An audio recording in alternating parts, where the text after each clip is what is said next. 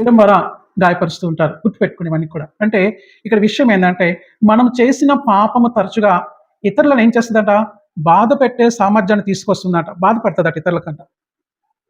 ఇతరుల్ని బాధ పెట్టే సామర్థ్యాన్ని తీసుకొస్తుంది. ఎందుకు? మనుషులు మాత్రమే చేయగలుగుతారు. మనిషి మాత్రం ఏం చేస్తాడంటే ఎప్పుడు కూడా ప్రమాదకరంగా ఉంటాడు. తనతో పాటు ఏం చేస్తాడంటే ఎప్పుడు కూడా తన చుట్టుపక్కల వారిని ఏదో విధంగా ఇబ్బందికి గురి చేస్తూ ఉంటాడు. ఇది గ్రహించాలి. ఎట్లా, ఏ విధంగా చేస్తాడంటే గుర్తుపెట్టుకోండి. ఏ విధంగా ఇబ్బంది పెడతాడు, ఏ విధంగా బాధ పెడతాడంటే చెప్పే మాటలతో, కొన్ని మాటలు చెప్పకొని మాటలతో బాధ పెడతాడు.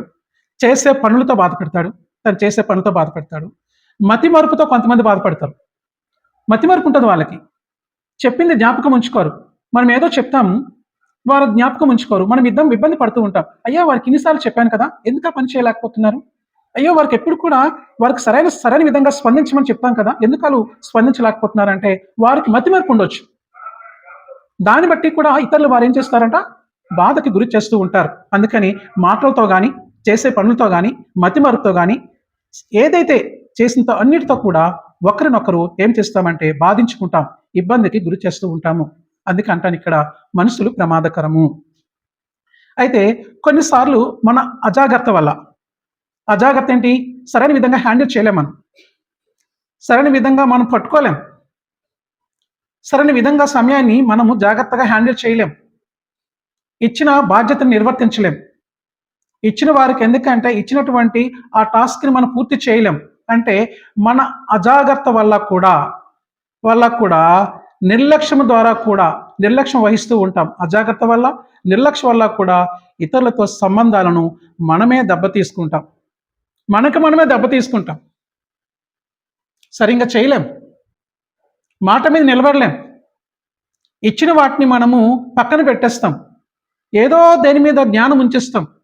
అది ఎందుకంటే ఏం చేస్తుంది మనకంటే చివరికి మనల్ని, మన సంబంధాల్ని, ఆ మంచి సంబంధాన్ని మనల్ని చెడగొడుతుంది. ఇవన్నీ కూడా మనల్ని దూరం చేస్తుంది. అందుకు కాబట్టి ఇలా జరిగినప్పుడు మనం ఏం చేయాలి? ఇలా జరిగినప్పుడు మనము ఏం చేయాలని చెప్పిన దాన్ని మనం ఈరోజు ధ్యానించబోతున్నాం. మన ప్రభువు, మన రక్షకుడు ఆజ్ఞాపించినట్లుగా క్షమించే కృపను కనుగోవటము మంచిది. మన ప్రభువు, మన రక్షకుడు ఏం చేశాడంటే మనకు కొన్ని ఆజ్ఞాపించాడు. ఏది? క్షమించే కృపను మనం కనుగోవాలంట. ఈరోజు మనము దాని గురించి ధ్యానించబోతున్నాం. అందుకంటే క్రైస్తవ విశ్వాసం యొక్క గొప్ప ఇతివృత్తాల్లో క్షమాపణ ఒకటి. మంచి ఇతివృత్తాలు ఒక క్రైస్తవం గురించి ఏమైనా చెప్పాయి అంటే క్రైస్తవంలో కొన్ని ఇతివృత్తాలు ఉంటాయి. ఏంటంటే ప్రేమ గురించి చెప్తాం, కృప గురించి చెప్తాం, నిరీక్షణ గురించి చెప్తాం. అట్లానే వస్తూ ఈ వృత్తవృత్తాల్లో ఒకటి ఏంటంటే ఒక అమూల్యమైనది క్షమాపణ గురించి దేవుడు మాట్లాడబోతున్నాడు. అందుకు కాబట్టి ఏం చేస్తున్నాడంటే దేవుడు మన పాపాలను క్షమించాడు. మనకు తెలుసా లేదా? దేవుడు నీ పాపాలు క్షమించాడా? చెప్పండి అమ్మా. మీరు చెప్తానే, గుర్తుపెట్టుకోండి, మీరు మాట్లాడితేనే నేను మాట్లాడతా. నేను యాజ్ ఏ టీచర్ని కాబట్టి, యాజ్ ఏ ప్రిన్సిపాల్ కాబట్టి నేనేం చేస్తానంటే మీరు మాట్లాడుతున్న మాటకి మీరు ఎప్పుడైతే రెస్పాన్స్ ఇచ్చినప్పుడే నేను నెక్స్ట్ లెవెల్లోకి వెళ్తాను అనమాట. లేకపోతే నాకు ఆ క్లాస్ ఇంట్రెస్టింగ్గా ఉండదు. నేనేం చేస్తున్నానంటే టీచింగ్ విత్ ప్రీచింగ్ చేస్తున్నా, మీకు ప్రీచింగ్ చేస్తున్నా. అట్లానే కొన్ని విషయాలు మిమ్మల్ని బోధిస్తున్నా. ఆ విషయాలు మీరు ఎందుకంటే దేవుడు ఇచ్చినటువంటి ఆ యొక్క ఏదైతే నాకు ఇచ్చినటువంటి తలాంతిని బట్టి మీ మధ్యకు వచ్చాను. నేను నా ఓన్ ఐడియా కాదు ఇది, నా ఓన్గా తలంపు కాదు. ఇక్కడ నేను కనిపెడుతూ ఉంటా దేవుని దగ్గర కూర్చొని, దేవా నీ బిడ్డలకి ఏం చెప్పాలయ్యా? వచ్చింది ఒకటే వీక్, ఒక రోజు వస్తారు వాళ్ళు, సండే వస్తారు, వారికి మంచి భోజనం పెట్టాలి, నువ్వు నాతో మాట్లాడాలి ప్రభు అని చెప్తే ఆయన మాట్లాడిన విషయాలు మాత్రమే మీ ముందు నేను వెల్లడి చేయవలసి వస్తుంది.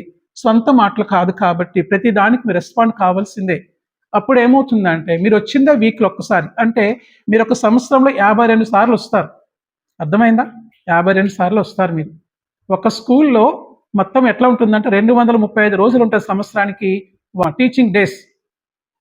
అప్పుడు వాళ్ళు 9 o'clock వెళ్ళి 4 o'clock వచ్చిన రోజుకి 7-8 గంటలు కూర్చుంటారు వాళ్ళు. మీరు 52 ఆదివారాలు మహా కూర్చుంటే ఎంత అంటే ఒక ఆదివారం 40 నిమిషాలు మీరు ఇవ్వగలుగుతారు అటెన్షన్ అనమాట. అందుకు కాబట్టి చాలా జాగ్రత్తగా వినండి.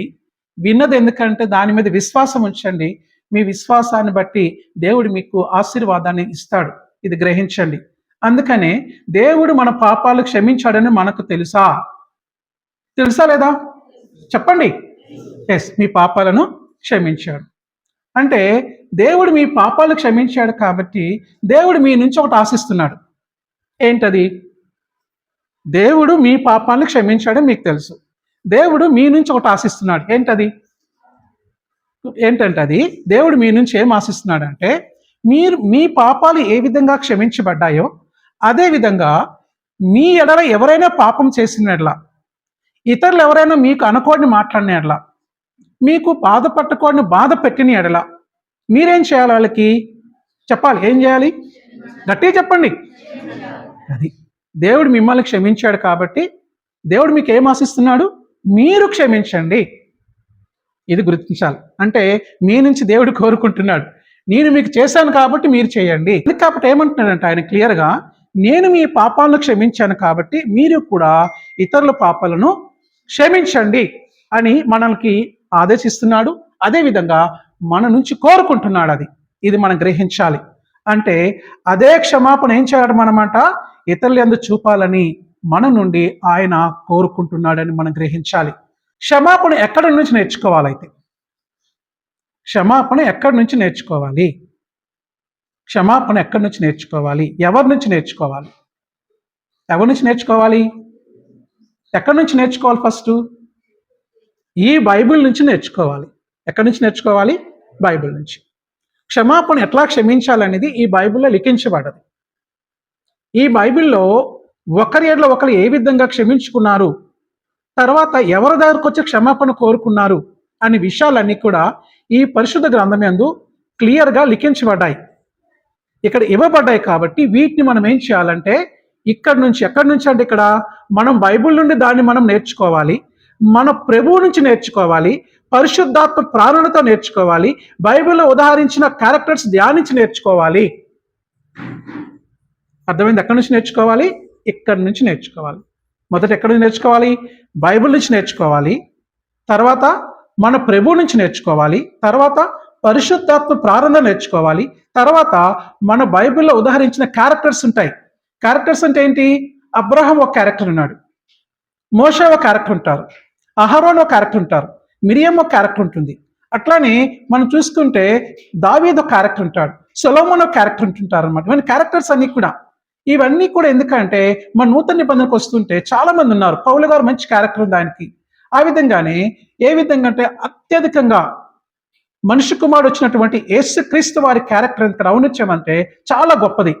అక్కడి నుంచి మనం నేర్చుకోవాలంట. అక్కడి నుంచి మనం నేర్చుకోవాలి. అంతేగాని మా పొరుగువారి నుంచి నేర్చుకుంటానని కాదు. నీకు ఒక ప్రమాణికం ఉంది. ఏదది? ఇది నీకు ఇచ్చాడు దేవుడు. ఈ బైబిల్ ఇచ్చాడు కాబట్టి ఈ బైబిల్ మీరు ఎప్పుడైతే ధ్యానిస్తున్నారో, ఈ బైబిల్ లిఖించినట్టు ప్రతి వాక్యాన్ని ఎప్పుడైతే మీరు మీ కన్నులతో చూస్తున్నారో, మీ హృదయంతో అంగీకరిస్తున్నారో, ఇక్కడ లిఖించినటువంటి ప్రతి ఒక్క వాక్య భాగం నుంచి దేవుడు మీతో మాట్లాడతాడు. మీలో ఏ విధంగా క్షమాపణ కోరుకోవాలని చెప్పి ఆయనే బోధిస్తాడు. ఆ బోధను నువ్వు ఎప్పుడైతే విన్నావో, ఎప్పుడైతే ఆచరించావో నువ్వు క్షమించగలుగుతావు. ఇది మనం గుర్తుపెట్టుకోవాలి. అంటే ఏమంటున్నాడు? నేర్చుకోవాలంటున్నాడు. ఈ విధంగా నేర్చుకోవాలని చెప్పి మనకు అడుగుతున్నాడు. అయితే క్షమాపణ చెప్పడము కొన్నిసార్లు చాలా కష్టమైపోతుంది. చాలా కష్టం. ఎందుకు పెట్టుకోండి, మన వ్యక్తిగత సంబంధాలు బలంగా ఉండాలంటే, మన సంబంధాలు బలపడాలంటే మనము ఖచ్చితంగా ఏం చేయాలంటే క్షమాపణ చెప్పి తీరాల్సిందే. మన సంబంధం బలపడాలి.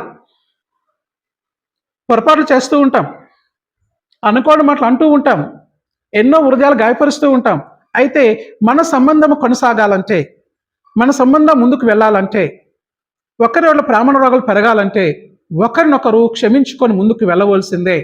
ఒకరి తప్పప్పులను ఎప్పుడు కూడా ఎత్తి చూపకుండాను, వారి తప్పులను ఎప్పుడు కూడా జ్ఞాపకం చేసుకున్నగాను, ఆ తప్పులను ఆ తప్పిదములను ఎప్పుడు కూడా మర్చిపోతూ మనం ఏం చేయాలంటే క్షమాపణ ద్వారా మన బంధము ఖచ్చితంగా బలపడుతుంది. బలపడాలి. సంబంధాలు మనం బలపట్టకే మనం ఉన్నాం, కానీ సంబంధాలు విడగొట్టుకుంటే పాస్టర్ గారు చెప్పినట్టుగా ఒంటరి అయిపోతాం. అప్పుడు మనం ఎవరు ఉండరు మనకి. మన తప్పప్పులన్నీ చూపుకుంటూ మనం అందరినీ కూడా వ్యతిరేకిస్తూ మనం ముందుకు వెళ్ళామనుకో, ఒకవేళ ఆ విధంగా మన నడవడికను అలవర్చుకున్నామంటే మన దేవుళ్ళలో బలపడము. అదేవిధంగా మన వ్యక్తిత్వాన్ని ఎప్పుడు కూడా మనము హాని చేసుకుంటాము, మనకు మనమే చివరికి అయిపోతాము, ఒంటరి వారు అయిపోతాం.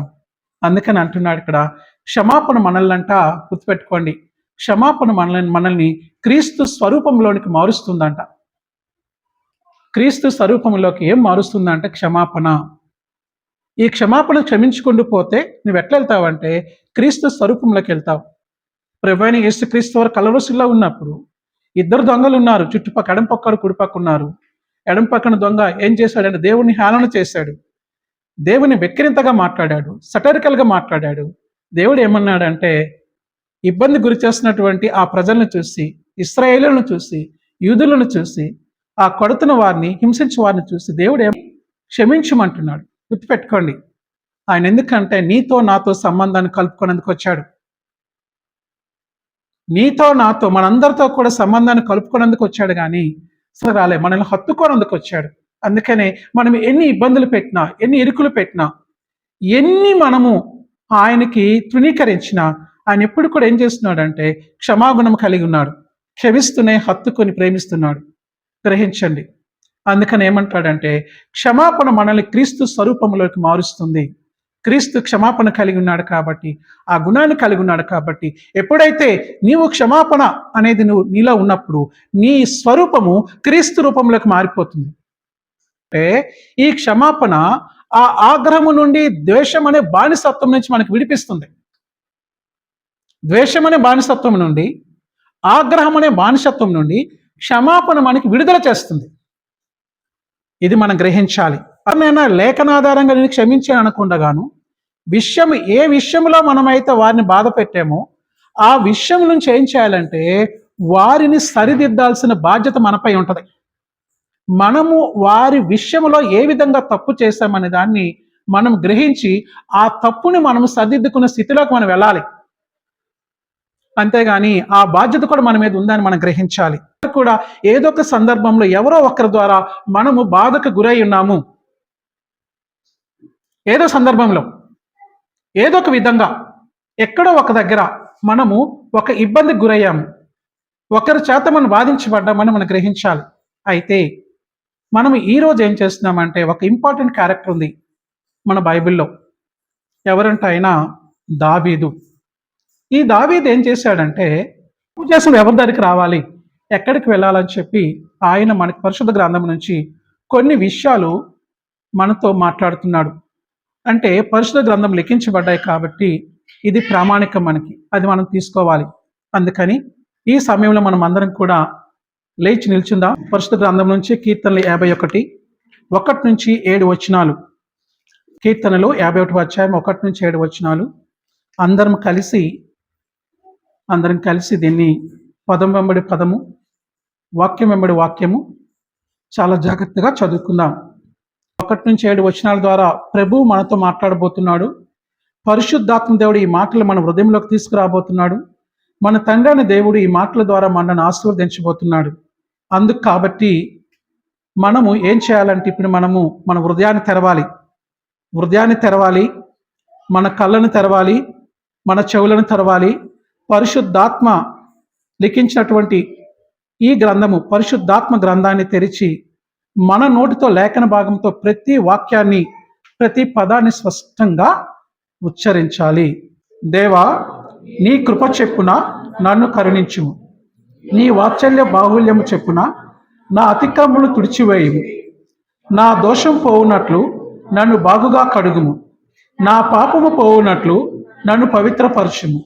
నా అతిక్రమములు నాకు తెలియజేయుచున్నవి, నా పాపం ఎల్లప్పుడూ నా ఎదుట ఉన్నది. నీకే విరోధముగా నేను పాపము చేసి ఉన్నాను, నీ దృష్టి ఎదుట నేను చెడుతనము చేసి ఉన్నాను. కావున ఆజ్ఞ ఇచ్చినప్పుడు నీవు నీతిమంతుడుగా అగుపడుదువు, తీర్పు తీర్చినప్పుడు నిర్మలుడుగా అగుపడుదువు.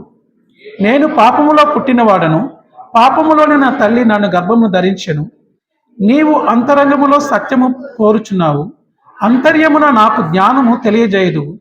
నేను పవిత్రుడగునట్లు ఇస్సోపుతో నా పాపము పరిహరింపుము, హిమము కంటెను నేను తెల్లగా నుండునట్లు నీవు నన్ను కరుణింపుము, కడుగుము. చిన్న ప్రార్థన చేసుకుందాం. మమ్మల్ని మిక్కిలి ప్రేమతో ప్రేమిస్తున్న పరలోకపు తండ్రి, మీకు వందనాలు, స్తుతులు, స్తోత్రాలు. చదవబడిన వాక్య భాగం నుంచి ప్రభువా మీరు మాతో మాట్లాడబోతూ ఉండగా పరిశుద్ధాత్మ దేవ, ఈ వాక్యం నుంచి ఏమి నేర్చుకోవాలో మా హృదయాల్లో అది ఉంచమని, హృదయశుద్ధిని దాయిచేయమని తండ్రి, చదవబడినట్టు వాక్య భాగం నుంచి ప్రభా ఇక్కడ ఉన్నటువంటి నిగూఢ అర్థాలను ప్రభా తండ్రి మాకు విపులంగా మాట్లాడి మా యొక్క స్థితిగతులు మార్చి తండ్రి మా యొక్క ఆత్మీయ స్థితిని మెరుగుపరచమని, చదివినటువంటి వాక్య భాగం నుంచి ప్రభా తండ్రి మీరు మాత్రమే మాట్లాడమని, నా నోటిని బోర్లా వాడుకోమని యేసుక్రీస్తు నామములో ఈ మనవులు అడిగి వేడుకొంచున్నాను పరలోకపు తండ్రి, ఆమేన్. అందరం కూడా కూర్చుందాం. బైబిలు క్షమాపణ. చెప్పండి అందరు కూడా గట్టిగా చెప్పాలి. క్షమాపణ ఏంటి అనొచ్చు మనం. బిబిలికల్ ఎపాలజీ అన్నమాట. Biblical apology. ఈ క్షమాపణ గురించి నేర్చుకున్నప్పుడు చాలా జాగ్రత్తగా క్షమాపణ అంశాలు నేర్చుకోవాలి. మనం అనుకోవచ్చు ఐఎమ్ సారీ అని చెప్పవచ్చు, సింపుల్గా నోటితో చెప్పేస్తాం మనం. దాంతో క్షమాపణ నిజంగానా ఆ బాధపడిన వాళ్ళు దాన్ని అంగీకరిస్తారా అనేది మనం గ్రహించాలి. అయితే ఈగో మనకు ఒక్కొక్కసారి అడ్డొస్తుంటుంది. మనకి నేను క్షమాపణ చెప్పడం ఏంటి, నేను చెప్పడం ఏంటి, ఆ క్షమాపణ చెప్పడానికి ఏం చేస్తామంటే కొన్ని సాకులు వెతుకుతూ ఉంటాం. దేవుడు ఏం చెప్తున్నాడంటే పరిశుద్ధ గ్రంథం నుంచి, నువ్వు క్షమాపణ చెప్పుటప్పుడు నువ్వు ఎటువంటి సాకులు చెప్పకూడదు. నీ క్షమాపణ ఎప్పుడు కూడా నీ నోటి పెదవులతో కాకుండా గాను నీ హృదయం నుంచి బయటికి రావాలి. నువ్వు క్షమాపణ చెప్తున్నప్పుడు ఏ విధంగా ఉండాలంటే, ఎవరైతే నీ మాటల ద్వారా, నీ చేష్టల ద్వారా, నీ ఆహవాహాల ద్వారా, నీ ఔన్నత్యం ద్వారా ఎవరైనా బాధపడి ఉంటే నువ్వు క్షమాపణ చెప్తున్నప్పుడు నీవు ఆ బాధను నువ్వు నిజంగానే ఆ విచారాన్ని వ్యక్తం పరుస్తున్నప్పుడు వాళ్ళు ఎరిగి ఉండాలి, వాళ్ళు తెలుసుకోవాలి. అది నిజంగానే ఈయన నా వల్ల చేసినటువంటి ఆ తప్పిదాన్ని నిజంగానే రీగ్రెట్, విచారాన్ని వ్యక్తపరుస్తున్నాడని చెప్పి ఎవరైతే బాధపడిన వాళ్ళు గ్రహింపులోకి రావాలి. నువ్వు చెప్పేది ఏదో నోటితో చెప్పడం కాదు. ఎపాలజీ అనేది నోటితో చెప్పడం కాదు, హృదయం నుంచి తన్నుకొని రావాలి. అందుకు కాబట్టి క్షమాపణ చెప్పినప్పుడు ఎట్లా ఉండాలంటే, మనము ఎదుటి వాళ్ళ హృదయంలో ఆ స్వస్థత నీ మాట ద్వారా, నీవు చెప్పే విధానం ద్వారా, నీ యొక్క ఆ సబ్మిషన్ ద్వారా ఎట్లా అంటే వారి గాయపడిన హృదయాన్ని స్వస్థత పొందుకోవాలి. అంతేగాని ఏదో నోటితో చెప్పేస్తున్నాను కదని చెప్పకూడదు. అందుకంటాడు ఇక్కడ ఏందంటాడంటే, నన్ను క్షమిస్తావా అని చెప్పడం అంటే అది మనం తట్టుకోలేం. మనం చాలా కష్టమైనటువంటి ఇది పని అని మనం గ్రహించాలి. ఈ క్షమాపణ మన యాత్రా ప్రయాణంలో, మన దేవుని దగ్గరికి మన ప్రయాణం చేస్తున్నాము. ఈ లోకములో మన ప్రయాణము యాత్రా ప్రయాణం కాబట్టి ఈ ప్రయాణం ఎట్లా ఉంటుందంటే, ఎప్పుడైతే క్షమాపణ మనం చెప్పగలుగుతున్నామో, క్షమాగుణము కలిగి ఉన్నామో, మన ప్రయాణాన్ని ఈ క్షమాగుణము, ఈ క్షమాపణ సుగమం చేస్తుంది. సుగమం అంటే ఎటువంటి అలజడికి లోను కాకుండా గాను ప్రతి ఒక్కరు సమాధాన పరుస్తుంది. నీ ప్రయాణంలో ముందుకి కొనసాగలుగుతావు, నీ యాత్రా ప్రయాణంలో. అందుకనే క్షమాపణ అనేదంట మన ప్రయాణాన్ని సుగమం చేస్తుందని మనం గ్రహించాలి. సుగమం చేస్తుంది. అందుకంటాడు ఇక్కడ ఏమంటున్నాడంటే, బైబిల్ క్షమాపణ గురించి దావీదు నుండి కొన్ని విషయాలు మనం నేర్చుకోవాలి. అందుకే ఈరోజు చదివించాం. అదే నేను మాట్లాడుతున్నప్పుడు దేవునితో నేను ఎందుకంటే గుర్తుపెట్టుకోండి, ఈరోజు అయిపోతుంది కదా, రేపటి నుంచే కూర్చుంటాను నేను దేవుని దగ్గర కూర్చొని, ప్రభా ఏం చెప్పాలి వీళ్ళకి, ఏం చెప్పాలని రోజుకు ఒక విషయం దేవుడు మాట్లాడతాడు. అన్నీ ఒకసారి చెప్పడు, బయలుపరచడు.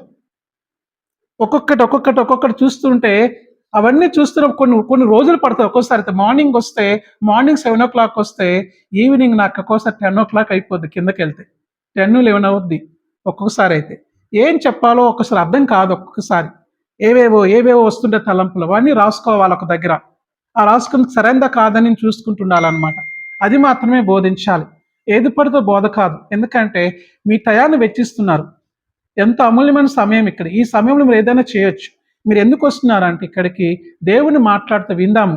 దేవుని మాటలు ఏం మాట్లాడబోతున్నాడు, ఆ మాటల ద్వారా నా యొక్క హృదయాన్ని ఏం శుద్ధి చేసుకోవాలి, ఇంకేమి నేను మార్పు పొందుకోవాలి, నేను ఇంకా నాలో ఉన్నటువంటి ఇంకా ఏదైనా క్యారెక్టర్ని ఎట్లా నేను బిల్డప్ చేసుకోవాలి, నా ఔన్నత్యాన్ని ఎట్లా నేను ముందుకు తీసుకువెళ్ళాలి అని చెప్పి ఎంతో ఆశతో వస్తారు. కాబట్టి ఏదో 2 పిట్ట కథలు చెప్పేసి, ఏదో 2 అవి ఇవి చెప్పేసి అయిపోయిందని చప్పట్లు కొట్టేసి పంపించేస్తే మీ టయాన్ని వృధా చేసినట్టుగే. నేను యాజ్ ఏ స్కూల్లో పనిచేసినప్పుడైతే వాళ్ళకి అదే కోరుకుంటాను. టీచర్స్కి ఏం చెప్తానంటే ఎప్పుడు కూడా మా టీచర్స్ని, వాళ్ళు ఎంతో కష్టపడి వస్తారు పిల్లలు. వారి జీవితంలో పోయిన సమయాన్ని తిరిగి ఇవ్వలేం కాబట్టి వారికి సరైన సమయంలో సరైన విధంగా వారికి సరైనటువంటి టీచింగ్ ఇవ్వాలి వాళ్ళకి. అట్లయితే వారి జీవితంలో ఎదగలుగుతారు. లేకపోతే వారు ఏమీ నేర్చుకోకుండా వారి టయాన్ని మొత్తాన్ని కూడా మనమే వృధాగా చేసేసి వారి ఏజ్ని పెంచేస్తాము. వారు చూస్తే సరైన విధంగా నేర్చుకోలేరు. తద్వారా వారు ఫ్యూచర్లో చాలా ఇబ్బందికి గురవుతారు, చాలా బాధపడతారు. సరైన సమయంలో సరైన విధంగా ఏ విధంగా పోషకాహారం అందించాలో ఆ విధంగా స్కూల్లో కూడా వారికి సరైన విధంగా బోధన జరగాలి. ఒక స్కూల్లోని ఇంతగా ఆలోచిస్తున్నప్పుడు ఒక స్టూడెంట్ గురించి, ఒక సంఘంలో ఒక విశ్వాసిని ఏ విధంగా దేవుని సన్నిధికి తీసుకురావాలని చెప్పి సంఘ కాపరి చాలా విధాలుగా ప్రయత్నం చేస్తూ ఉంటాడు. దేవుణ్ణి అడుగుతూ ఉంటాడు, ప్రభువా ఈ కుటుంబాన్ని, ఈ వ్యక్తిని, ఈ విశ్వాసిని, ఈ వెంబడించే వారిని, నిన్ను నీ రక్తంతో కడిగిబడిన వారిని ఇంకా నీకు సారూప్యంలోకి తీసుకురావాలి ప్రభువా, అందుకు నేను ఏ విధంగా సహాయపడగలుగుతాను అని చెప్పి దేవుని దగ్గర మోకరీలు అడిగినప్పుడు దేవుడు కొన్ని విషయాలు బయలుపరుస్తాడు. ఆ విషయాల్లో ఈరోజు ఎందుకంటే బైబిల్ క్షమాపణ అనే అంశాన్ని దేవుడు నా ముందు పెడుతూ ఉన్నాడు. దాన్నే మీతో మాట్లాడుతున్నాను. అంతేగాని ఇది సొంత విషయం కాదని మీరు గ్రహించాలి. ఈ రాసుకున్నవన్నీ కూడా రాసుకుంటా దేవుడు ఏమేమి చెప్తాడో అవన్నీ రాసుకొని ముందుకు వెళ్ళడం జరుగుతూ ఉంటుంది. క్షమాపణ, బైబిల్ క్షమాపణ చెప్పండి అందరు కూడా. ఇంగ్లీష్లో ఏమంటో తెలుసుకో, బిబిలికల్ ఎపాలజీ. చెప్పండి, బిబిలికల్ ఎపాలజీ. ఇది దేవుని హృదయానుసారుడు. చెప్పండి, దావీదు దేవుని హృదయానుసారుడు అంటే ఏంటి? దేవుణ్ణి అనుకరించేవాడు, దేవుణ్ణి వెంబడించేవాడు, దేవుడి మీద విశ్వాసం కలిగి ఉన్నవాడు, దేవునికి విధేయత చూపించినవాడు, ఇన్ని సద్గుణాలు ఉన్నవాడు. చాలా ఉంటాయి ఈ విధంగా. అది మన అంశం కాదు. కానీ ఈరోజు ఎందుకంటే దావీదు దేవుని మనిషి, దావీదు దేవుని హృదయానుసారుడు, దావీదు దేవుని యొక్క అభిషేకం పొందినవాడు, దేవునితో ఏర్పరచబడినవాడు. దావీదు వలనే నాట్యమాడి తండ్రి నిన్ను స్తుతించెదము. యేసయ్యా స్తోత్రము, యేసయ్యా స్తోత్రము, యేసయ్యా స్తోత్రము, యేసయ్యా స్తోత్రము. దావీదు వలే నాట్యమాడి తండ్రి నిన్ను స్తుతించెదము. అక్కడ అంటాడు, కష్టము కలిగిన నష్టము కలిగిన తండ్రి నిన్ను స్తుతించెదము. ఎంత బాగా చూసారా? కష్టము కలిగిన నష్టము కలిగిన దేవుణ్ణి స్తుతించాలంట. అందుకనే దావీదు దేవుని హృదయానుసారుడంట. అంత దావీదు ఊహించలేనట్టుగా పాపము యొక్క పరంపరలో పడిపోయి దేవునికి దూరం అయిపోయాడు. ఇంత స్తుతించాడు కదా, యవనస్తుడు కాడే, ఏదైనా తెలియక చేసిన వాడు కాదే, జరగకుండా సమయంలో జరిగిపోయిందే. అటువంటి దావీదు ఎన్నిసార్లు తప్పులు చేశాడో తెలుసా? చాలాసార్లు తప్పులు చేశాడు ఆయన. అవన్నీ మన ఇప్పుడు సమయం కాదు. కానీ ఆయన ఎందుకంటే ఆయన తప్పులు చేసినప్పుడు ఆ తప్పులు తను ఏం చేశాడంటే తను గ్రహించాడు. ఏంటో గ్రహించాడు? నేను నా తప్పులు చేయబట్టి, నేను నా అపరాధాల బట్టి, నేను చేసిన ఘోరాలు బట్టి నేను ఆనందాన్ని కోల్పోయాను, దేవుని సాన్నిహిత్యాన్ని కోల్పోయాను. ఇప్పుడు ఏం చేయాలి? నేను ఆనందము దేవుళ్ళలో ఉంటుంది, సంతోషము దేవుళ్ళలో ఉంటుంది, నెమ్మది దేవుడిలో ఉంటుంది, కాపుదల దేవుడిలో ఉంటుంది, ఎటువంటి కష్టం వచ్చినా, నష్టం వచ్చినా, ఇరుకొచ్చినా, ఇబ్బంది వచ్చినా ప్రతి దానికి పరిష్కారం దేవునిలో ఉంటుంది. అటువంటి దేవుని సన్నిధిని కోల్పోయాడు. ఎందుకు కోల్పోయాడంటే తను చేసిన తప్పును బట్టి, తను చేసిన పాపాన్ని బట్టి. అందుకు కాబట్టి ఏమైంది ఇక్కడ? ఆయన ఏం చేశాడంటే, నేను నా తప్పుని ఎవరి దగ్గర అంగీకరించాలి, ఎక్కడికి వెళ్ళాలని చెప్పి ఆయన వచ్చాడు. ఎవరి దగ్గరకు వచ్చాడంటే తండ్రి సన్నిధికి వచ్చాడు, దేవుని సన్నిధికి వచ్చాడు. దేవునితో మాట్లాడుతున్నాడు. ఎవరి దగ్గరికి వస్తే నా ప్రాణానికి ఉపశమనం, ఎవరి దగ్గరికి వస్తే నా సంబంధాన్ని ఇంకా పునరుద్ధరించగలుగుతాను అని ఆలోచించి ఒక స్టాండ్ తీసుకొని ఇచ్చాడు. దేవుని దగ్గర కూర్చున్నాడు, దేవునితో మాట్లాడుతున్నాడు. ప్రియ సహోదరి సహోదరుడా, నీవు తప్పు చేసి ఉండొచ్చు, పొరపాటు చేసి ఉండొచ్చు, నేరం చేసి ఉండొచ్చు. ఎంతటి ఘోరమైనా, ఎంతటి నేరమైనా, ఎంత తప్పు చేసినా, ఎంత పాపము చేసినా నీకు క్షమాపణ కోరుకునే అవకాశం దేవుడిస్తున్నాడు. నువ్వు క్షమాపణ కోరుకునే అవకాశం దేవుడు నీకు ఇస్తున్నాడు, నాకు ఇస్తున్నాడు. రా, క్షమాపణ చెప్పు, తప్పిదాన్ని ఒప్పుకో, పాపాన్ని ఒప్పుకో, తప్పుకో, పాపం నుంచి తప్పుకో అంటున్నాడు. అందుకనే ఈ కీర్తన మనం ధ్యానిస్తూ ఉన్నాం. ఏందంట? దావీదు ఎటువంటి వాడంట? దేవుని హృదయానుసారుడు. దేవునికి ఏమి ఇష్టమంట?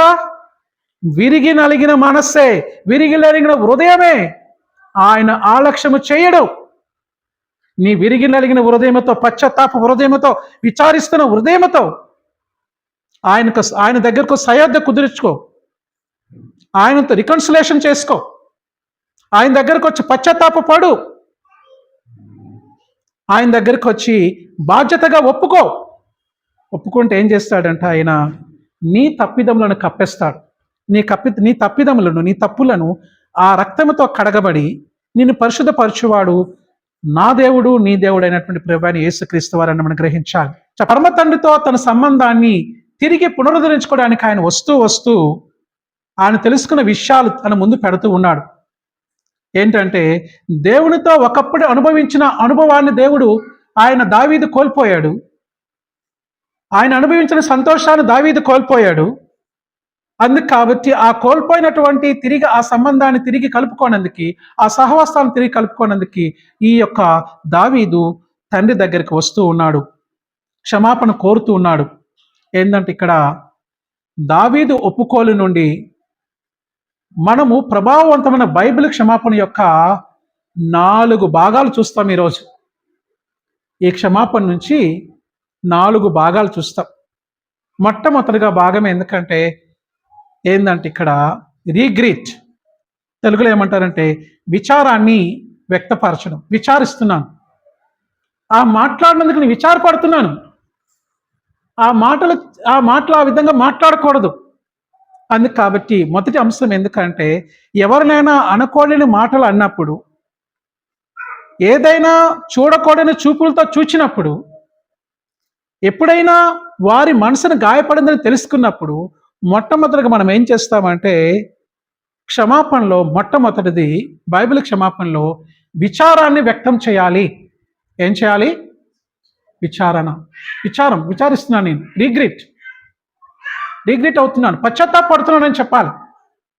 అందుకని బైబిల్ క్షమాపణలో మొట్టమొదటి ప్రారంభ స్థానం ఎందుకంటే విచారాన్ని వ్యక్తపరచడము. మన చర్యల వల్ల ఇరుగు పొరుగు వారికి కానీ, తెలిసిన వారికి కానీ, తెలియని వారికి కానీ ఎవరినైనా గాయపరిచినప్పుడు వారు మనము విచారిస్తున్నామని మనము వారికి తెలియపరచడం, మనము విచారిస్తున్నామని, మనం బాధపడుతున్నామని, మిమ్మల్ని బాధ పెట్టాం కాబట్టి నేను రీగ్రెట్ అవుతున్నాను అని మన పశ్చాత్తాపాన్ని వానికి తెలియజేయడమే. ఎట్లా తెలియజేస్తాము? వారి గాయాన్ని మనం గుర్తించాలి.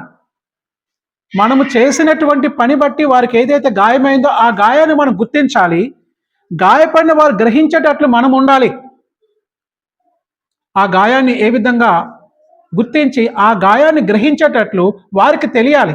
నేను గాయపడ్డాను, పలానోళ్ళకి మనం గాయం చేశాము అని మాటల వల్ల అని చెప్పి ఆ గాయపడిన వారు మనం వచ్చి క్షమాపణ చెప్పినప్పుడు, మనం వచ్చినప్పుడు వారు రిగ్రీట్ అయినప్పుడు వారు గ్రహించగలగాలి, ఎస్ నిజంగానే వీరు నాకు బాధను వ్యక్తపరిచారు, నేను బాధపడుతున్న వారు బాధపడుతూ చెప్పారని చెప్పాలి. మనం వారు బాధపడుతున్నారని మనం బాధపడుతూ చెప్పాలి, మన హృదయంతో చెప్పాలి. దగ్గరికి వెళ్ళి నన్ను క్షమించండి. ఫస్ట్ మాట ఏం చెప్పాలి? నన్ను క్షమించండి. 2 మాటలు ఉన్నాయి. నన్ను క్షమించండి. బైబిల్ క్షమాపణ మొట్టమొదటి విచారణ ఏంటంటే, విచారిస్తున్నప్పుడు నీ విచారాన్ని వ్యక్తపరిచినప్పుడు నువ్వు చెప్పవలసిన మొట్టమొదటి పదం ఏంటంటే 2 పదాలు ఉన్నాయి. నన్ను క్షమించండి. ఈ మాట చెప్పడం ద్వారా మరొక హృదయంలో ఉన్నటువంటి ఆ బాధను మనం ఏం చేస్తామంటే నయం చేయగలుగుతాం. వాళ్ళ దగ్గరికి వెళ్ళి నన్ను క్షమించండి, నన్ను క్షమించండి, ఐఎమ్ సారీ అని చెప్పినప్పుడు ఇతరుల హృదయము ఆ నయం చేయడం ద్వారా ఎంత దూరమైనా మనం వెళ్ళొచ్చు. అందుకని మొట్టమొదటిగా మనం చేయవలసిన పని ఏంటంటే రీగ్రెట్ చెప్పినప్పుడు నన్ను క్షమించండి అని చెప్పాలి. దావీదు తన చర్యల బట్టి, తను చేసిన తప్పిదాల బట్టి, తను చేసిన పాపమును బట్టి ఆయన పశ్చాత్తాపాన్ని మర్చిపోరాధ్యం. నువ్వు తప్పు చేశావు, నేను తప్పు చేశాను, ఆ తప్పు మనం గ్రహించాము, ఆ తప్పు నుంచి మనం ఎందుకంటే మర్చిపోవడం అసాధ్యం, మనం మర్చిపోలేం. గుర్తుపెట్టుకోండి, ఎవరు ఎట్లయినా ఏదైనా మనం మాట్లాడేమనుకో ఆ మాట మనకి ఎప్పుడు గుర్తుంటాయి. మనము తెలిసి ఎవరికైనా పాపము చేసామనుకో ఆ పాపము మనకి ఎప్పుడు వెంటాడుతుంటుంది, ఆ తప్పు ఎప్పుడు మనకు వెంటాడుతుంటుంది. అది ఏంటంటే అది మర్చిపోవడం అసాధ్యము, మర్చిపోలేం. దావీదు చేసిన పొరపాటు తను మర్చిపోవడం అసాధ్యం. అది అధ్యాయం 2-3 వచనాలు ఏమంటున్నాడు చూడండి ఒకసారి. 51, 2-3 వచనాలు చదవండి ఒకసారి. ఏమంటున్నాడు ఇక్కడ? నా దోషం పోవునట్లు నన్ను పూర్తిగా కడిగివేయము. దావీదు అంటున్నాడు, నా దోషం పోవునట్లు నన్ను పూర్తిగా కడిగివేయము, నా పాపము పోవునట్లు నన్ను శుద్ధి చేయము, నా అతిక్రమములను నేను ఒప్పుకొనుచున్నాను, నా పాపము ఎల్లప్పుడూ నా ఎదుట ఉన్నది. ఏమంటున్నాడు? నా పాపం ఎల్లప్పుడూ నా ఎదుటున్నది. అంటే దావీదు తాను చేసిన దానికి నిజంగా పశ్చాత్తాపపడ్డాడు. ఈ మాటలు చూస్తుంటే దావీదు చేసిన తప్పుకి నిజంగా ఆయన పశ్చాత్తాపపడ్డాడు. మరియు దేవుని తన చింతను, దేవుని తన పశ్చాత్తాపాన్ని తెలుసుకోవాలని కోరుకున్నాడు. ఆ విధంగా మనం ఏం చేయాలంటే ఇతరులు ఏదో తప్పిదము చేసినప్పుడు ఆ తప్పిదమును ఎందుకంటే వారు తెలుసుకునే విధంగా మనము ప్రవర్తించాలి. అందుకంటున్నాడు తన చర్యలు చూడండి ఒకసారి, తన చర్యలు ఇతరులు బాధపడడాన్ని గుర్తించాడు. ఎవరు? దావీదు. ఏదైతే తను చేసిన తప్పుల వల్ల, ఆ తప్పుడు చర్యల వల్ల ఇతరులు బాధపడ్డారని ఆయన గ్రహించాడు. ప్రభు దగ్గరికి వచ్చి హృదయపూర్వకంగా ఒప్పుకున్నాడు, గ్రహించాడు, ఒప్పుకున్నాడు. మనమేం చేయాలంటే దావీదుని ఉదాహరణగా తీసుకొని మనము ఏదైతే తప్పిదము చేసినప్పుడు, ఏదైనా పొరపాటు చేసినప్పుడు, మన పాపాన్ని చేసినప్పుడు మనము దానివల్ల ఎంతమంది అయితే బాధపడుతున్నారో అది గ్రహించి ఆ బాధ నుంచి మనం ఎందుకంటే వారికి విడుదల చేయాలంటే వారికి వెళ్ళి క్షమాపణ చెప్పబడి ఉండాలి, నన్ను క్షమించు అని అడగాలి. లేకపోతే అది వారు ఈ లోకంలో లేకపోతే వారు ఇంతకు ముందే దేవుని దగ్గరికి చేరుకుంటే నువ్వు దేవుని దగ్గరికి వచ్చి వారి ఎడల చేసినటువంటి ఆ తప్పిదమును, పశ్చాత్తాపాన్ని దేవుని సన్నిధికి వచ్చి నువ్వు అంగీకరించాలి, నువ్వు ఒప్పుకోవాలి. ఇది దేవుడు అడుగుతున్నాడు నీకు. అయితే క్షమాపణ ఎప్పుడు ఒంటరిగా నిలబడదంట. ఒంటరిగా నిలబడదు. క్షమాపణ ఒంటరిగా నిలబడదు. ఏంది? దానికి నిజమైన పశ్చాత్తాపము జత చేయాలి. ఏదో సారీ చెప్పేస్తే అయిపోయిందా? ఏదో క్షమించమని చెప్తే అయిపోయిందా? దానికి అది ఒంటరిగా నిలబడడానికి వీలు లేదు, నిలబడలేదు. అందుకు కాబట్టి ఆ క్షమాపణ కోరిన దానికి మనం పశ్చాత్తాపాన్ని వ్యక్తపరచాలి. పశ్చాత్తాపాన్ని ఏం చేయాలంట? జత చేయాలి. అందుకని అంటాడు ఇక్కడ, ఈ పశ్చాత్తాపం అంటే ఏంటో చూడండి ఒకసారి. కీర్తనలు 51వ అధ్యాయము 17వ వచనం. 51:17. నలిగిన మనస్సే దేవునికి ఇష్టమైన బలులు. చూడండి ఒకసారి ఏమంటున్నాడు? చూడండి క్లియర్గా 57:17లో దేవుడు వినయముతో పలికిన దావీదు మాటలను గమనించాడు. వినయముతో పలికిన మాటలు గమనించాడు. ఏంటో మాటలంట? దేవుడికి ఇష్టమైన బలి విరిగిన మనస్సే. విరిగిన మనస్సే. ఇప్పుడు ఏం చేశాడు? దేవుని దగ్గరకు వచ్చి క్షమాపణ కోరుతున్నాడు. ఆ క్షమాపణ ఎట్లా ఉంది అక్కడ? విరిగి నలిగిన మనస్సే. క్షమాపణకి ఏమి తోడైంది? పశ్చాత్తాపం తోడైంది. పశ్చాత్తాపం ఏంటి ఇక్కడ? విరిగి నలిగిన మనస్సే. మనసు విరగాలి, హృదయం ఎరగాలి. ఆ హృదయంతో వచ్చి ఆ దేవుని దగ్గర ఆ హృదయాన్ని విప్పాలి అంటాడు ఇక్కడ. అందుకే 17 అంటాడు, ఏమంటాడంటే దగ్గరగా ఏంది? దేవునికి ఇష్టమైన బలి విరిగి నలిగిన మనస్సే. దేవా, విరిగి నలిగిన హృదయమును నీవు ఆలక్ష్యము చేయవు. ఎప్పుడైతే నువ్వు విరిగి నలిగిన హృదయంతో దేవుని దగ్గరకు వచ్చి నువ్వు కోరుకున్నటువంటి పశ్చాత్తాపము చేసిన ఎడలా దేవుడు దానిని ఆలక్ష్యము చేయడు. నిన్ను క్షమాపణ కోరుకున్న వెంటనే, నీ పశ్చాత్తాపం వ్యక్తపరిచిన వెంటనే నువ్వు దాని నుంచి విడుదల పొందగలుగుతావు. ఉదాసీనంగా క్షమించడం కాదు, క్షమాపణ చెప్పడం కాదు. ఉదాసీనత క్షమాపణ చాలా నష్టాన్ని తీసుకొస్తుంది. ఇది రెండవ అవమానాన్ని తీసుకొస్తుంది. రెండవ అవమానం ఇది, ఉదాసీనంగా చెప్పడం. కొంతమంది ఏం చేస్తారంటే, బాగా గుర్తుపెట్టుకోండి, 10 మందిలో ఏదో మాట్లాడుకుంటారు, సైడ్కి వచ్చేసి ఎవరు లేనప్పుడు సారీ అందరి ముందు కించపరుస్తాడు. ప్రతి ఒక్కరు ఆడకూడ మాట్లాడేస్తాడు, తక్కువ చేసి మాట్లాడేస్తాడు. తర్వాత సైడ్కి వచ్చేసి ఎవరు లేనప్పుడు అలా మాట్లాడిస్తాను సారీ అంటాడు అనమాట. ఏంటది ఉద్దేశం? 10 మంది ముందు కించపరిచావు, 10 మంది ముందు నా వ్యక్తిత్వాన్ని బాధ పెట్టావు. ఇప్పుడేమొచ్చి సపరేట్గా వచ్చేసి నాకు వచ్చి క్షమాపణ కోరుతున్నావు ఎవరు చూడనప్పుడు. దానివల్ల నీ ఉద్దేశం ఏంటని మన హృదయంలో ఇంకా నష్టపోతామట్లయితే ఇంకా ఎక్కువ బాధ ఎక్కువైపోద్ది మనకి. ఇది ఎప్పుడు వద్దు మనకి, అటువంటిది వద్దని చెప్పి దేవుడు మనకి చెప్తున్నాడు. అందుకనే ఏంటంటే ఉదాసీన క్షమాపణ మరింత నష్టాన్ని తీసుకొస్తుంది. ఇది రెండవ అవమానం అని మనం గ్రహించాలి. గాయపడిన వ్యక్తి తమకు అన్యాయం జరిగిందని పరిహారం ఎప్పుడు కోరుకోడు. గాయపడిన వ్యక్తి ఎప్పుడు పరిహారాన్ని కోరుకోడు. గాయపడిన వ్యక్తి ఎప్పుడు కూడా ఏం కోరుకుంటాడంటే, ఆయన స్వస్థత పొందాలని కోరుకుంటాడు. నా హృదయాన్ని గాయపరిచాడు కాబట్టి ఆ గాయపడిన హృదయాన్ని ఏమి ఇచ్చి డబ్బులతో మనం కొనుక్కోలేం, ఆశతో మనం కొనుక్కోలేం. ఆ మాటలు ఎప్పటికైనా గుర్తుండిపోతాయి, ఆ బాధ ఎప్పటికైనా గుర్తుండిపోతుంది, ఆ ఇబ్బంది ఎప్పటికైనా మనల్ని ఉపశమనం ఇవ్వదు. మనం ఏం చేయాలంటే, అది స్వస్థత పొందుకోవాలంటే నువ్వు వ్యక్తపరిచిన భావాన్ని బట్టి ఉంటుంది. అది నిజాయితీ గల క్షమాపణ మాత్రమే బాధను నయం చేస్తుంది. అందుకనే క్షమించండి అని చెప్పడము సరిపోదు. మీరు ఏ విషయంలో గాయపరిచారో ఇది మీకు ప్రత్యేకంగా తెలుసుని చెప్పడం ద్వారా బాధపడ్డ వ్యక్తి స్వస్థత పొందుకుంటాడు. మీకు ఆ విషయం తెలుసని ఆయనకు వ్యక్తపరచడం ద్వారా ఎవరైతే బాధపడిన వ్యక్తి ఏం చేస్తాడంట, ఆయన స్వస్థత పొందుకుంటాడని మనము చెప్పాలి. అందుకని ఏమంటాడంటే, మనము చాలా జాగ్రత్తగా క్షమాపణ చెప్పిన మొట్టమొదటిగా, ఎందుకంటే విచారాన్ని వ్యక్తం చేయాలంటే నన్ను క్షమించు అనే మాటను మనం గ్రహించాలి. ఇక రెండోదిగా రెస్పాన్సిబిలిటీ. ఏంటి సార్ విచారంలో రెస్పాన్సిబిలిటీ ఏంటి? తప్పు చేశాము అని ఎప్పుడైతే నువ్వు అంగీకరించావో నువ్వు బాధ్యత కలిగి ఉన్నట్టుగా. తప్పు చేస్తాను అంగీకరించావు అనుకో, నువ్వు ఒక బాధ్యత కలిగి ఉన్నావు. కొంతమంది నేనేం తప్పు చేశానబ్బా, నేనేం తప్పు చేయలే బుకాయిస్తారు. ఎప్పుడైతే నువ్వు తప్పు చేశానని ఎప్పుడైతే నువ్వు అనుకున్నావో, నువ్వు గ్రహించావో, అదే నీ బాధ్యతను గుర్తు చేస్తుంది.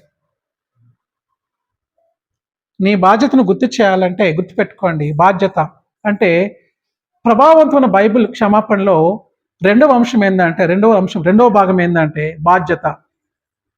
బాధ్యత ఏంటంటే గుర్తుపెట్టుకోండి, 3 పదాలు ముఖ్యంగా అన్నమాట. విచారము 2 పదాలు, నన్ను క్షమించు. బాధ్యత 3 పదాలు, గుర్తుపో 3 పదాలు. ఏంటా పదాలు అంటే, నేను తప్పు చేశాను. చెప్పండి, చెప్పండి గట్టిగా, పర్వాలే. ఎన్ని పదాలు ఉన్నాయి? 3 పదాలు ఉన్నాయి. నేను తప్పు చేశాను. ఇది బాధ్యత. బాధ్యత ఇది ఏంటంటే 3 తెలిసిన పదాలు ఇవన్నీ కూడా. నేను తప్పు చేశాను.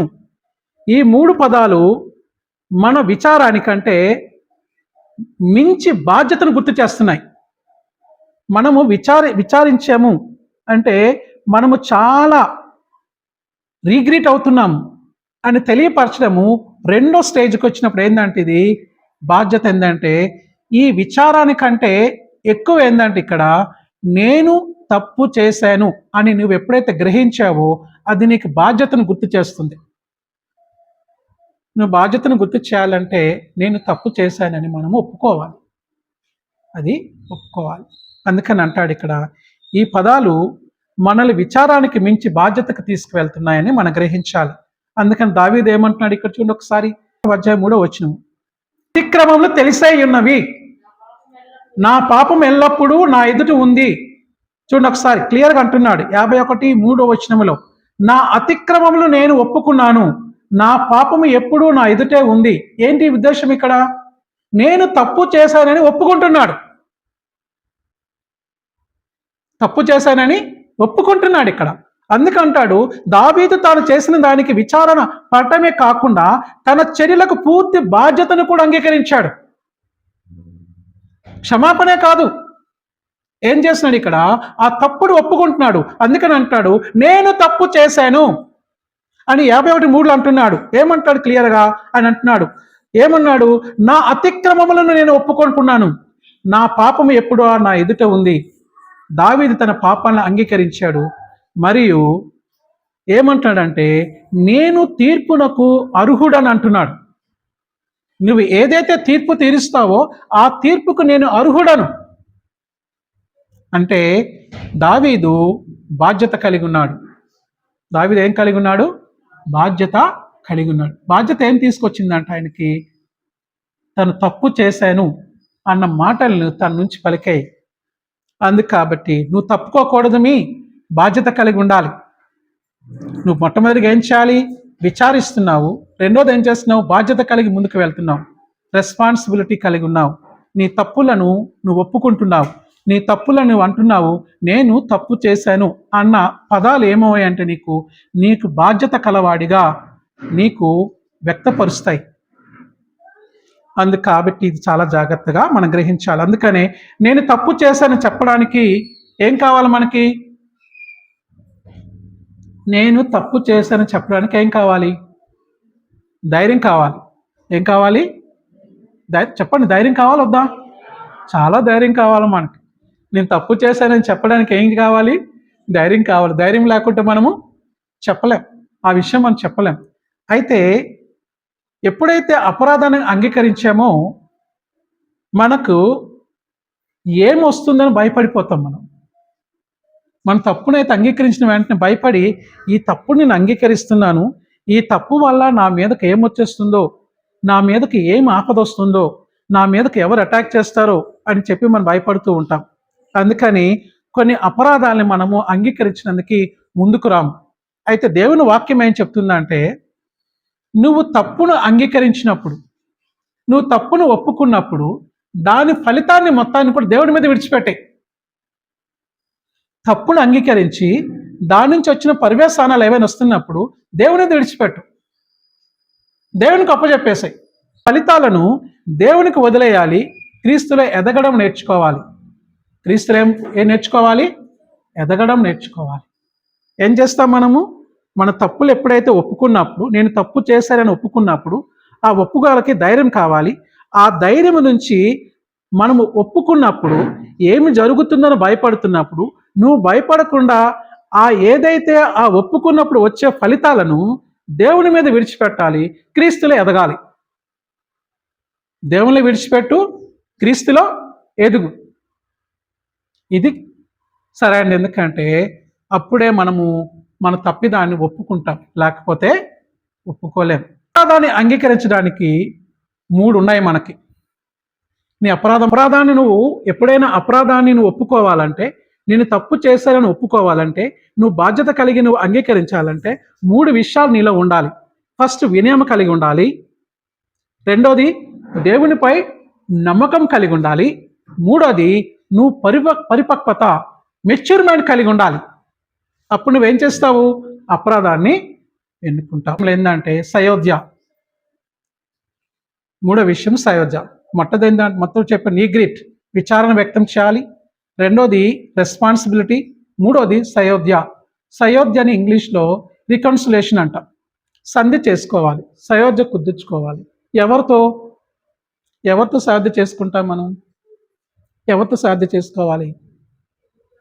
ఎవరితో సహోధ్య చేసుకోవాలి అంటే గుర్తుపెట్టుకోండి. ఈ మూడవ అంశం ఎందుకంటే బైబిల్ క్షమాపణలో మూడవ భాగము సయోధ్య చేసుకోవాలి. అంటే ఇక్కడ పదం ఉంది, నన్ను క్షమించండి. రెండోదిగా ఏమంటే నేను తప్పు చేశాను. మూడోది ఏంటంటే నన్ను క్షమిస్తావా? నన్ను క్షమిస్తావా? నేను తప్పు చేశాను. మొదటిగా ఏం చేశాం మనం ఇక్కడ? నన్ను క్షమించండి. రెండోదిగా నేను తప్పు చేశాను. మూడు పదాలు. చివరిగా ఏంటంటే నన్ను క్షమిస్తావా? నన్ను క్షమిస్తావా? ఎప్పుడు గుర్తుపెట్టుకోవాలి. ఇప్పుడు మనం చాలా ఉంటుంది మనకు నేర్చుకోవాలి. అందుకని నేను తప్పు చేశాను, నన్ను క్షమిస్తావా? నేను తప్పు చేశాను అనేది అదేంటంటే రెస్పాన్సిబిలిటీకి వస్తుంది. మూడోది ఎందుకంటే ఇక్కడ సయోధ్యలు ఎందుకంటే ఒక క్వశ్చన్ అనమాట. క్వశ్చన్ కాని క్వశ్చన్, నన్ను క్షమిస్తావా? నన్ను క్షమిస్తావా అంటే ఈ క్షమిస్తావా అన్న దాన్ని మనం అలవర్చుకోవాలి ఎప్పుడు కూడా. కొంతమంది ఏంటంటే సారీ చెప్పేసి వెళ్ళిపోతారు అంతే. ఇన్ని ఉన్నాయి క్షమాపణలు, ఇన్ని భాగాలు ఉంటాయి. ఇవేవీ లేకుండాను వాళ్ళు గాయపరిచిన గాయాన్ని ఇంకా గాయం చేసి మనం వెళ్ళిపోతూ ఉంటాం. ఇన్ని ఉన్నాయి మనకి. ఇక్కడ ఏమంటాడంటే ఇక్కడ నన్ను క్షమిస్తావంటాడు. అంటే ప్రభావవంతమైన బైబిల్ క్షమాపణ చెప్పడంలో మూడవ భాగం ఎందుకంటే మనకి రికన్సిలేషన్. దాన్ని ఏమంటామంటే సింపుల్గా సయోధ్య కుదుర్చుకోవడం. ఏ విధంగా సయోధ్య కుదుర్చుకోవాలి? నన్ను క్షమిస్తావా అని చెప్పడము మనము అలవర్చుకోవాలి. నన్ను క్షమిస్తావా అని చెప్పడం వల్ల మనము వారి ఎడల బాధను కలిగించాము అని మనం గ్రహించాం. ఒకరికి బాధ పెట్టామని మనం గ్రహించామన్నమాట. అందుకని మనం ఏమంటున్నాం ఇప్పుడు? నన్ను క్షమిస్తావా? నన్ను క్షమిస్తావా? అందుకని ఇక్కడ ఏమంటాడంటే మీరు తప్పు చేశారని అంగీకరించడం అంటే బాధ్యత కలిగి ఉండడము. నన్ను క్షమిస్తావా అని ఎవరినైనా అడిగినప్పుడు ఏదైతే అగాధం ఏర్పడిందో ఆ అగాధం పూడ్చుకొని వారికి మనకి ఎవరికైతే నువ్వు చేసావో, ఎవరికైతే ఇబ్బంది కలిగించావో వారికి ఏం చేస్తుందంటే నీకు అగాధాన్ని పూడ్చేసి నీకు వారికి సయోధ్యను తీసుకొస్తుంది. ఏంటిది? ఈ యొక్క రికన్సిలేషన్, సయోధ్య. అందుకు కాబట్టి మనం ఏమంటామంటే నన్ను క్షమిస్తావా? నన్ను క్షమిస్తావా? ఈ విషయాన్ని మనం అర్థం చేసుకోవాలి. 5, 6, 4, 5, 6 ఏమంటున్నట్టు చూడండి ఒకసారి. 51లో 4, 5, 6.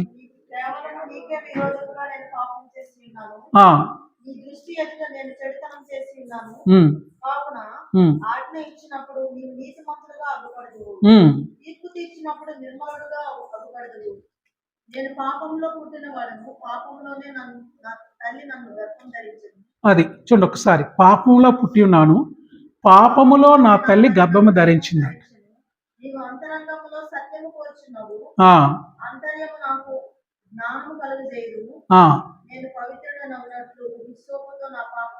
కడుగుము. ఇది చూడండి ఒకసారి. ఇక్కడ అది ఇక్కడ ఏమంటున్నాడంటే క్లియర్గా 4వ అంశంలో రిపెంటెన్స్ కలిగి ఉండాలంట, పశ్చాత్తాపం కలిగి ఉండాలి, విచారణ వ్యక్తపరచాలి. రెండోది బాధ్యత కలిగి ఉండాలి. మూడోది సయోధ్య కలిగి ఉండాలి. 4వదిగా రిపెంటెన్స్ అంటే పశ్చాత్తాపము వ్యక్తపరిచేవారుగా మనం ఉండాలి. నన్ను క్షమించు అంటే క్షమాపణ కోరుకుంటున్నాము. రెండోదిగా ఏం చేస్తున్నాం మనం అక్కడ? రెస్పాన్సిబుల్ ఏమంటున్నాం మనం ఇక్కడ? నేను తప్పు చేశాను అంటున్నాము. మూడోదిగా ఏమంటావు? నన్ను క్షమిస్తావా? నన్ను క్షమిస్తావా? ఇప్పుడు ఈ 3 పదాలకి ఏది పశ్చాత్తాపము చాలా పెద్దదన్నమాట ఇది. అంటే ఈ 3 మాటలతో వ్యక్తపరచొచ్చు గాని పశ్చాత్తాపం చేతులతో చేయవలసిందట. ఈ రిపెంటెన్స్ అయితే చేతులతో చేయవలసింది. హృదయంతో అంటే మన ఆహవాహాలు అవసరం. ఈ మూడోది ఎందుకంటే మనకి రెస్పాన్సిబిలిటీ అంటే ఈ యొక్క రెస్పాన్సిబిలిటీ కంటే ఎక్కువ ఇది రిపెంటెన్స్. ఏదో ఒకటి చేయాలని మన నుంచి ఆశిస్తుంది. పశ్చాత్తాపం ఏంటంటే ఏదైతే తప్పు చేసామో ఆ తప్పుకు సరైన విధంగా మనం ఏదైనా చేయాలని చెప్పి మనల్ని వ్యక్తపరుస్తుంది ఈ రిపెంటెన్స్. దీన్ని మనం ఏమంటామంటే పశ్చాత్తాపం అంటాం. దీని అర్థం ఏంటంటే గుర్తుపెట్టుకోండి, మనము చేసిన తప్పు మనం గుర్తించడమే కాకుండా పశ్చాత్తాపానికి సరైనది చేయాలన్న కోరిక కూడా వ్యక్తపరుస్తుంది ఈ పశ్చాత్తాపము అని మనం గ్రహించాలి. అంటే ఏంటి ఇక్కడ, ఎవరినైనా ప్రేమిస్తున్నామంటే మనము వారి ఎడల ఉత్తమము కలిగి ఉండాలి, ఉత్తమముగా ప్రవర్తించాలి. మన బాధ్యత అది. ఎట్లా పట్ల అట్లా ప్రవర్తించకూడదు. మనము ఒకరిని బాగోగులు కోరుకుంటున్నాము, ఒకరికి మంచిగా ఉండాలని కోరుకుంటున్నాము, ఒకరి ఎడల మంచి సంబంధాన్ని కలిగి కోరుకుంటున్నాము. మనం వాళ్ళు ప్రేమిస్తున్నామంటే మనం ఏం చేసి ఉండాలంటే మనము ఉత్తమముగా ఉండాల్సిన బాధ్యత మనపై ఉంది. మనపై ఉత్తమమైన రిలేషన్ కలిగి ఉండాలి. వారి మాటల్లో కానీ, నువ్వు మాట్లాడుతున్న మాటల్లో, నువ్వు చూస్తున్న చూపుల్లో, నువ్వు వ్యక్తపరుస్తున్న భావాలలో వారిని కించపరిచేదిగా కాకుండా గాను వారికి ఉత్తమముగా చూడాలని ఉద్దేశం కలిగి ఉండాలి నువ్వు. అప్పుడు వారిని ఏమి నువ్వు చేయలేవు, అప్పుడేం బాధ పెట్టలేవు. అదే అంటాడు ఇక్కడ క్లియర్గా. ఏమంటున్నాడంటే క్షమాపణ అంటే నిరంతరము అభివృద్ధి కోరుకోవాలి. క్షమాపణ నువ్వు కోరుకుంటున్నావంటే నిరంతరము నువ్వు అభివృద్ధి చెందాలని నువ్వు ఆశిస్తున్నావు.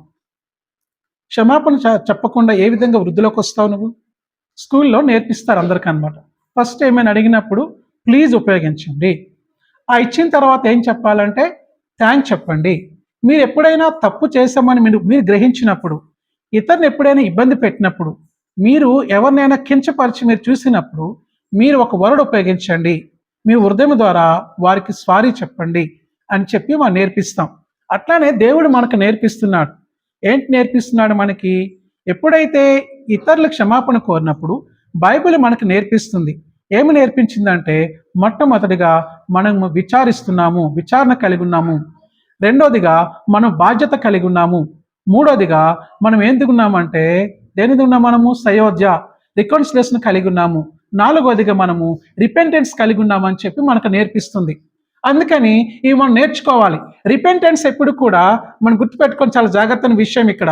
ఏంటి రిపెంటెన్స్ అంటే ఎప్పుడు కూడా మనము ఈ 3 విషయాలు మాటలతో చెప్పొచ్చు కానీ ఈ పశ్చాత్తాపం రిపెంటెన్స్ ఎప్పుడు కూడా నీవు భావాన్ని వ్యక్తపరిచినప్పుడు నీవు ఏదో చేయాలని నీకు ప్రేరేపిస్తుంది. నీకేదో చేయాలి, బాధపడిన వారికి ఏ విధంగా నేను చేయాలి, ఏ విధంగా ఆ బాధను వారి నుంచి తీసివేయాలి అని చెప్పి నీలో ఒక ప్రశ్నను లేవనెత్తుతుంది, ఒక బాధ్యతను గుర్తు చేస్తుంది, ఒక సయోధ్యను గుర్తు చేస్తుంది. ఏంటంటే ఒక విచారణను గుర్తు చేస్తుంది. ఏది? ఈ యొక్క రిపెంటెన్స్. ఈ పశ్చాత్తాపం ఏం చేస్తుందంటే మనల్ని పురికొల్పుతుంది, మనల్ని నీ భావాన్ని వ్యక్తపరచు. నువ్వు బాధపడుతున్నావని వానికి తెలియజేయి. వారి బాధను, ఎందుకంటే నా బాధల్లో నువ్వు పాదుపందులు పొందుకో. ఎందుకంటే నీ మాటల ద్వారా ఆయన గాయపరచబడ్డాడు, నీ ఆహ్వాహం ద్వారా ఆమె గాయపరచబడ్డది, నీ చూపుల ద్వారా ఆవిడ ఎంతో నొచ్చుకొని ఉన్నది. నువ్వేం చేయాలంటే ఆవిడ దగ్గరికి వెళ్ళి రిపెంటెన్స్, ఆమె దగ్గరికి రిపెంటెన్స్, ఆయన దగ్గరికి రిపెంటెన్స్ వెళ్ళి నువ్వు వ్యక్తపరచు అని చెప్పి బైబిల్ వాక్యం మనకు చెప్తుంది. ఎందుకంటే దావీదు కూడా అదే చేశాడు. దావీదు ఏం చేశాడంటే ప్రభు దగ్గరికి వచ్చాడు. మరి ఆయన హృదయాన్ని కుమ్మరిస్తూ హృదయం ద్వారా దేవునితో మాట్లాడుతున్నాడు. ఆ మాటలు మనం ఉటంకిస్తూ మనకు దేవుడు మనకి ఈరోజు చెప్తున్నాడు. దావీదు హృదయం ఎందుకంటే దావీదు దేవుని హృదయాన్ని ఎందుకు కలిగి ఉన్నాడంటే దావీదు ఇటువంటి క్షమాపణ గుణాన్ని కలిగి ఉన్నాడు. ఆ క్షమాపణ గుణాన్ని ఎప్పుడైతే దేవుని దగ్గరికి వచ్చి వ్యక్తపరిచాడో ఆ దేవుడు ఏం చేశాడంటే దేవుడు దావీదుని క్షమించగలిగాడు. అది మనం గ్రహించాలి. అందుకని క్యారెక్టర్ని మనం తీసుకుంటున్నాం. ఎందుకంటే క్షమాపణ ఎందుకు తీసుకున్నానంటే ఈరోజు దేవుడు ఎందుకు మాట్లాడుతున్నాడంటే నువ్వు క్షమాగుణాన్ని క్షమాపణ అనే బైబిల్ క్షమాపణ నువ్వు తెలుసుకొని ఉండాలి.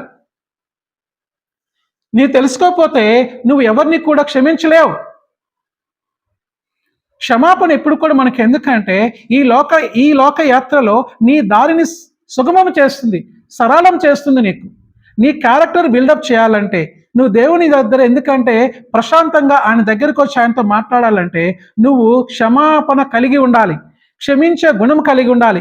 క్షమాపణ ప్రతి ఒక్కరికి ఆ మనసును కలిగి ఉండాలి. అందుకే దేవుడు ఏమంటున్నాడంటే, ఏ విధంగా మీ తప్పిదములను క్షమించున్నాను, మీ తప్పిదములు కూడా, మీ ఎడల ఎవరైనా తప్పిదము చేసిన వారు ఉన్న ఎడల మీరు కూడా అటువంటి క్షమాపణ కలిగి ఉండాలని చెప్పి వాక్యము ద్వారా తెలియజేస్తూ ఈ దావీదుని మనకు చూపెడుతూ ఉన్నాడు. ఇది మనం గ్రహించాలి. అంతేగాని ఏదో క్షమాపణ చెప్పేస్తున్నాం కదా, హృదయానుసారంగా హృదయం నుంచి రావాలి. నీ కళ్ళలో కళ్ళు పెట్టి చూసినప్పుడు, ఆ క్షమాపణ చెప్పినప్పుడు నీ కళ్ళు అదో విధంగా ఆ పశ్చాత్తాపాన్ని వ్యక్తపరుస్తాయి. నీ ముఖ కవలికలు మారిపోతాయి. నువ్వు ఎప్పుడైతే క్షమాపణ కోరుతున్నప్పుడు నీ హృదయము, నీ గొంతుకు మారిపోతుంది నువ్వు క్షమాపణ చెప్పినప్పుడు. ఏదో పెదవులతో చెప్పకూడదు మనం, అదే దేవుడు కోరుతున్నాడు ఇక్కడ. అందుకనే క్షమాపణ అంటే నువ్వు అభివృద్ధి చెందాలంటే క్షమాపణ కలిగి ఉండాలి. నువ్వు క్షమాపణ కోరడం కలిగి ఉండాలి. అప్పుడే నువ్వు అభివృద్ధి చెందుతావని చెప్పి మనకి ఈ వాక్యం ద్వారా దేవుడు చెప్తున్నాడు. అందుకనే పశ్చాత్తాప హృదయాన్ని కాపాడుకోవడానికి, ప్రభువుతో విభేదించకుండా ఉండడానికి ఇది ఉత్తమమైన మార్గము. ఏది? పశ్చాత్తాపాన్ని వ్యక్తపరచడం. ఏదైనా ఉత్తమమైన మార్గం అంటే ఈ క్షమాపణ అనేది ఉత్తమమైన మార్గము. ఈ పశ్చాత్తాపం అనేది ఉత్తమ మార్గము. దేవుడికి విభేదించకుండా, దేవుడికి విభేదన ఏంది? దేవుడు చేయవలసింది చెప్పేది చేయకపోవడమే దేవుని విభేదించడం. ఎందుకు ఆదాము అవ్వ దేవునికి విధేయత చూపలేకపోయారంటే, దేవుడు చెప్పింది వారు విధేయత చూపలేకపోయారు. అందుకే వారు ఎందుకంటే దేవుని దగ్గర ఉండలేకపోయారు, దేవుడు వారితో మాట్లాడలేకపోయారు, దేవుడు సహవాసం వారికి లేకపోయింది. అందుకే ఏదైనా వదం నుంచి వారు గెంటివేయబడ్డారు. దేవుని సముఖంకి వచ్చినప్పుడు, దేవుని సన్నిధిలో వచ్చినప్పుడు నీవు ఆయన గుణాన్ని కలిగి ఉన్నప్పుడే, ఆ క్షమాపణ గుణాన్ని కలిగి ఉన్నప్పుడు మాత్రమే నీవు దేవుని సన్నిధిలో సాన్నిహిత్యం కలిగి ఉండగలుగుతావు. లేకపోతే మనం ఉండలేమని చెప్పి ఈ వాక్యం ద్వారా దేవుడు మనతో మాట్లాడుతున్నాడు. అందుకే దాన్ని కాపాడుకోవాలంటే క్షమాపణ అవసరం. క్షమాపణ అవసరం. ఎందుకంటే ఈ లోకంలో జీవిస్తున్నప్పుడు, ఈ ప్రపంచంలో జీవిస్తున్నప్పుడు నువ్వు ఒంటరి వాడివి కావు, నీ ఒంటరి దానివి కావు. నీవు చాలా మందితో కలిసి ఉండాలి, చాలా మందితో కలిసిమెలిసి తిరగాలి. అందుకు కాబట్టి నువ్వు కలిసిమెలిసి ఉన్నప్పుడు తెలిసి తెలియక పొరపాట్లు చేస్తూ ఉంటావు, తెలిసే కొన్ని తప్పులు చేస్తూ ఉంటావు, కొన్ని పాపాలు చేస్తూ ఉంటావు. అప్పుడు నీకేం కావాలంటే క్షమాపణ కావాలి. ఎందుకంటే మనం ఒక్కరములేము ఇక్కడ. ఈ ప్రపంచంలో, ఈ లోకంలో మనం ఒక్కరమే కాము. మనతో పాటు చాలామంది జీవిస్తారు, చాలామంది ఉంటారు. వారితో కలిసిమెలిసి తిరగవలసిందే, కలిసిమెలిసి మనము పని చేయవలసిందే, కలిసిమెలిసి సంబంధాలు ఉండవలసిందే. ఇవన్నీ ముందు కొనసాగాలంటే క్షమాపణ అవసరము, క్షమాపణ అవసరము. అందుకనే సరైనది అంటే క్షమాపణ కూడా సరైన విధంగా మనం చేయాలని చెప్పి దేవుడు ఈ విధంగా నీతో మాట్లాడుతున్నాడు. అందుకని ముగించే ముందు ఒకే ఒక విషయాన్ని మీకు గుర్తు చేస్తున్నాను. ఎందుకంటే నువ్వు ఇతరులను బాధ పెడుతున్నావా, ఇతరులు ఇబ్బంది పెట్టున్నావా, ఇతరులు బాధ పెట్టి ఉన్నావా, తప్పు చేస్తున్నావా, పాపం చేస్తున్నావా, మించిపోలేదు. దేవుడు ఏమన్నాడంటే, నా దగ్గరకు వచ్చి క్షమాపణ కోరుకో, నా దగ్గరకు వచ్చి క్షమాపణ కోరుకో. ఒప్పుకో అంటున్నాడు. దాన్ని ఏమంటామంటే రిగ్రెట్ అవు, విచారాన్ని వ్యక్తపరచు. రెండోది ఏమంటాడంటే బాధ్యత కలిగి ఉండు. బాధ్యత ఎందుకంటే నేను తప్పు చేశానని గుర్తించు, నువ్వు బాధ్యత కలిగి ఉండు. మూడోది ఎందుకు ఏమంటున్నాడంటే క్లియర్గా అంటున్నాడు. ఏందంటున్నాడంటే ఇక్కడ సయోధ్య కుదుర్చో. ఎవరితో? తప్పు చేసిన వారికి సయోధ్య కుదుర్చుకో, రికన్సిలేషన్. లేకపోతే దేవునితో కూడా నువ్వు సయోధ్యను కుదుర్చుకో. ఎందుకంటే సయోధ్య లేకుండా ముందుకు మనము సాగలేము. అందుకు కాబట్టి సయోధ్యను కుదుర్చుకోమని చెప్పి దేవుడు మనతో మాట్లాడుతున్నాడు. చివరిగా రిపెంటెన్స్ అంటున్నాడు. రిపెంటెన్స్ కలిగి ఉండు. దేవుడు ఈ మాటలను మన హృదయంలో ఉంచి ఫలింప చేయనుగాక. ఆమేన్.